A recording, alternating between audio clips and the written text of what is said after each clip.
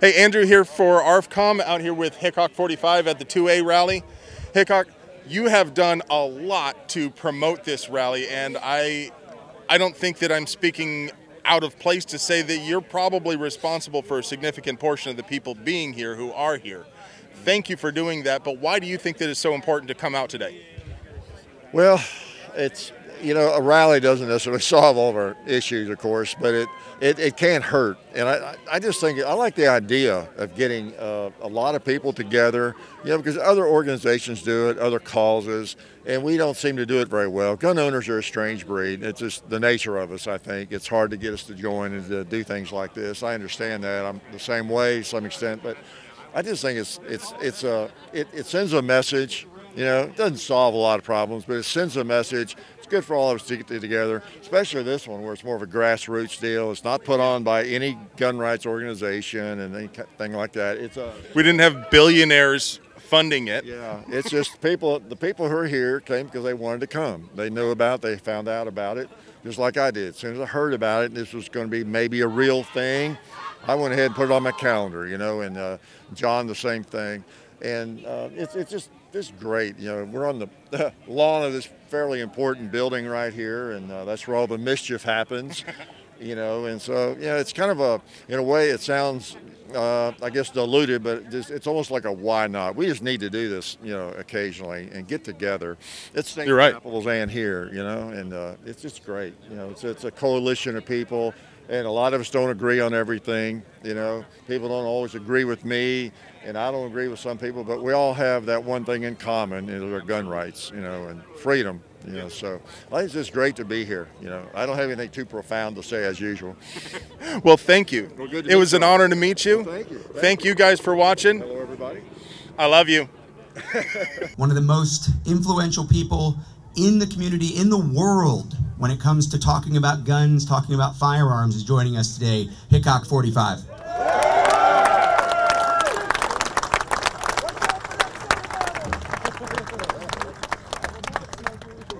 All right, discrimination right here. Okay. Hickok45 here.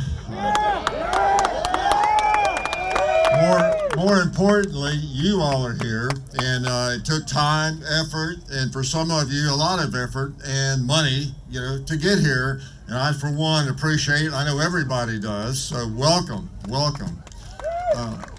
It's great to see everybody, all these patriots in one place. And of course, you know me, many of you, I've talked to most of you, I think. I even have designated a few of you to act like I'm saying something intelligent up here and maybe applaud once.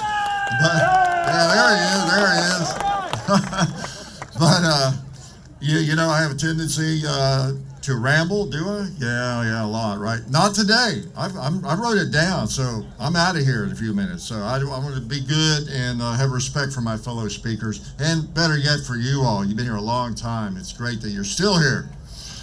So anyway, I don't know how profound anything I have to say will be, but it's great to be here. Great to see you all again here representing your communities, your family, your friends, and the gun owners who just couldn't make it, who really couldn't make it. You know, they had to work, and it's too expensive for them to travel. There's some legitimate reasons for not getting here. So you're representing them as well, and yourself, of course, your community.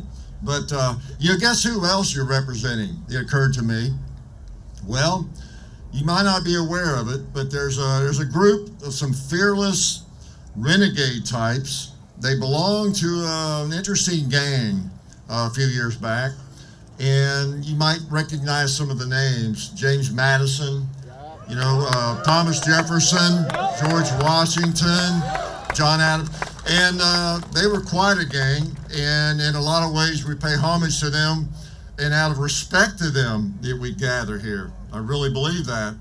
Yep, our founding fathers, imperfect like us, but brilliant, unlike me, very brilliant, and could see into the future. And we just, the amount of respect for those people that I have, and I know you do, is enormous. Too bad they're gone. Wouldn't it be great to have one of them up here, have all of them up here? James Madison talking about these issues right now. It would just, where's Rod Serling when we need him, you know? They are here. Yeah, good point. They are. In spirit, they are here. and we're continuing that for them.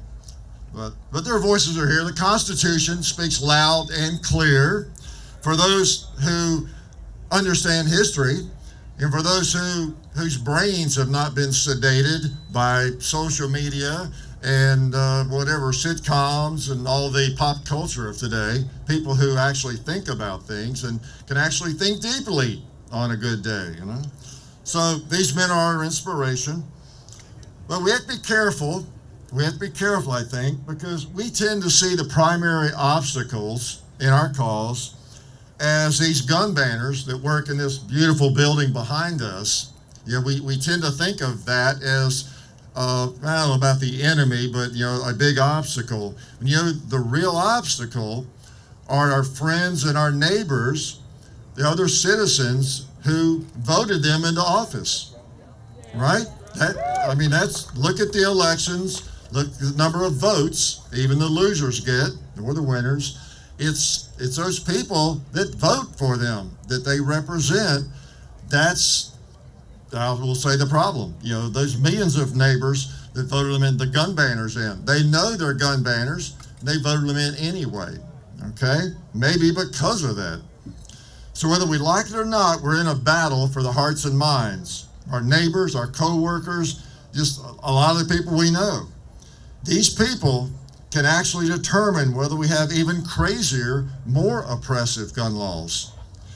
And as tough as it is sometimes, we've got to be the adults in the room, the calm, cool, collected ones who have the facts on our sides, as contrasted with the wild-eyed and the, you know, accusations we hear and the crazy claims we get from the emotional gun haters. We've got to keep our cool and use reason, common sense. The tempting reaction, of course, when we hear this crazy, this idiocy and this ignorance from the gun banners is to throw up our hands and just dare them to come and take them. You know, it's tempting for all of us. Well, we hope it doesn't come to that. It could, but we hope it doesn't come to that.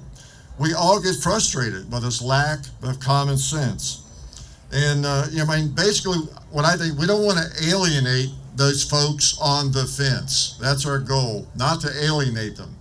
And, you know, what can happen in many cases is it just pushes them on over into that group of gun banners and the totalitarian, you know, thinkers that we just hate so much, right?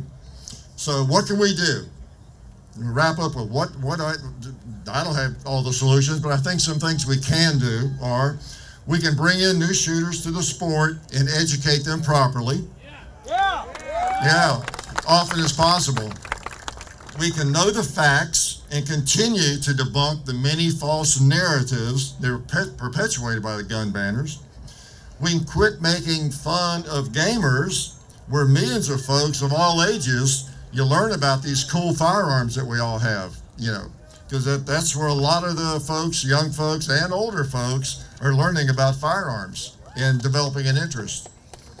We can make sure we're setting a good example, being safe, responsible gun owners, just ourselves, you know, in every single way we can. We can remain calm and civil when we find ourselves debating, you know, firearms issues with those who disagree with us. We can keep our focus on the Second Amendment, separated from party politics and religion as much as possible. There's nothing good is going to come from alienating large groups of people out there who might think differently from us in some ways. You know, again, you know, party, political party, religion, whatever it is. You know. It should go without even saying everybody, regardless of religion, political party, race, gender, ethnic background, color, height, sexual orientation, weight, shoe size, IQ, whatever, is welcome in our big Bill of Rights party, Second Amendment party. Right?